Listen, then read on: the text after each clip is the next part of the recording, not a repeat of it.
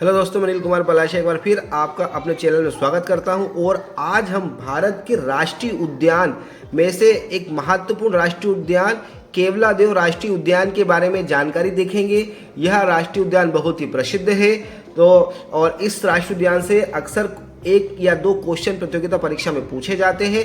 तो हम अपने वीडियो में चैनल में सब राष्ट्रीय उद्यानों से अलग अलग तरीके से जो क्वेश्चन पूछे गए हैं उनको लेकर आ रहे हैं। तो आइए हम स्टार्ट करते हैं। केवलादेव राष्ट्रीय उद्यान केवलादेव राष्ट्रीय उद्यान जो है भारत का एक प्रसिद्ध राष्ट्रीय उद्यान है। ठीक है, यह राष्ट्रीय उद्यान भारत के राजस्थान में स्थित है। तो केवलादेव राष्ट्रीय उद्यान कहाँ स्थित है? राजस्थान में स्थित है, भारत के राजस्थान में स्थित है।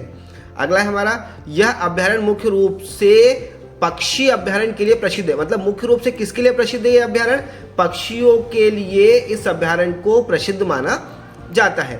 अब अगला देखते हैं, यहाँ पर विशेष रूप से 230 प्रजातियों के पक्षी का संरक्षण भी किया गया है। मतलब यहाँ पर 230 से अधिक प्रजातियों, जो पक्षी की प्रजाति पाई जाती है, उनका संरक्षण किया गया है और उसी के लिए यह अभ्यारण्य भी बनाया गया है। केवलादेवी पक्षी राष्ट्रीय उद्यान का नाम यह नाम, इससे पहले इसको क्या नाम से पुकारते थे? तो भरतपुर पक्षी विहार के नाम से जाना जाता था। तो प्राचीन समय में, पहले समय में इसको किस नाम से जाना जाता था? भरतपुर पक्षी विहार के नाम से जाना जाता, और वर्तमान में इसे केवलादेवी राष्ट्रीय उद्यान के नाम से जाना जाता है। अगला देखते हैं, यहाँ पर अनेक प्रकार के दुर्लभ और विलुप्त जाति के पक्षी पाए जाते हैं। अब परीक्षा में पूछा जाए कि दुर्लभ प्रकार के जो पक्षी है वो भारत के किस राष्ट्रीय उद्यान में पाए जाते हैं? तो केवलादेवी या भरतपुर राष्ट्रीय उद्यान में पाए जाते हैं।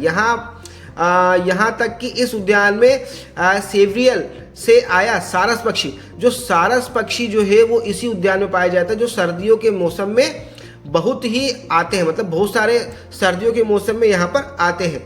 अब यहाँ पर पक्षी शीत ऋतु में आते हैं। मतलब केवलादेवी राष्ट्रीय उद्यान में पक्षी कब आते हैं? शीत ऋतु में आते हैं। इसे 1971 में संरक्षित पक्षी अभ्यारण्य बनाया गया था। मतलब कब बनाया गया था पक्षी अभ्यारण्य? 1971 में पक्षी अभ्यारण्य बनाया गया था। इसके बाद 1985 में इसे विश्व धरोहर के रूप में भी घोषित किया। मतलब ये जो राष्ट्रीय उद्यान है, केवलादेवी राष्ट्रीय उद्यान जो है वो विश्व धरोहर घोषित भी किया गया है। केवलादेवी राष्ट्रीय उद्यान को राजस्थान में बनाया गया था, पढ़ लिया हमने। यहाँ पर विशेष रूप से पक्षी पाए जाते हैं, ये भी देख लिया है। भरूच के शासक राजा सूरजमल, मतलब राजा सूरजमल ने 1726 से 1763 में एक बांध का निर्माण करवाया था। मतलब यहाँ पर जो भरूच राष्ट्रीय उद्यान है, केवलादेवी राष्ट्रीय उद्यान है, यहाँ पर एक बांध का निर्माण कराया गया था। और वो बांध का निर्माण किसने करा था? राजा सूरजमल के द्वारा किया गया था। आगे देखते हैं, यह बांध दो नदियों के ऊपर बनाया गया। मतलब गंभीर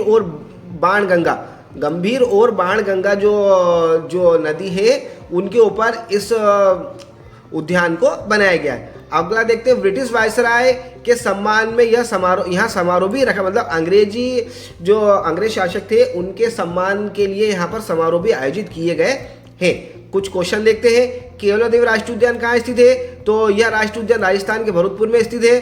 अगला देखते हैं, केवलादेवी राष्ट्रीय उद्यान में कौन सा जानवर पाया जाता है? तो यहाँ पर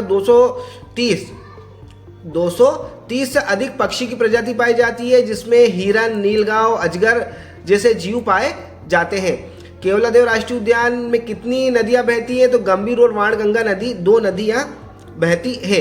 केवलादेव को कब रामसर स्थल के रूप में मान्यता दी गई है? तो 1981 में इसे रामसर स्थल के रूप में मान्यता दी गई है।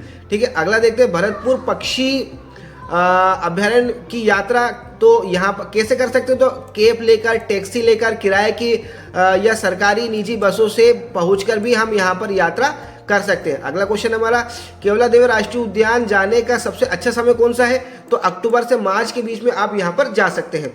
अगला है, भरतपुर क्यों प्रसिद्ध? मतलब केवलादेवी राष्ट्रीय उद्यान क्यों प्रसिद्ध है?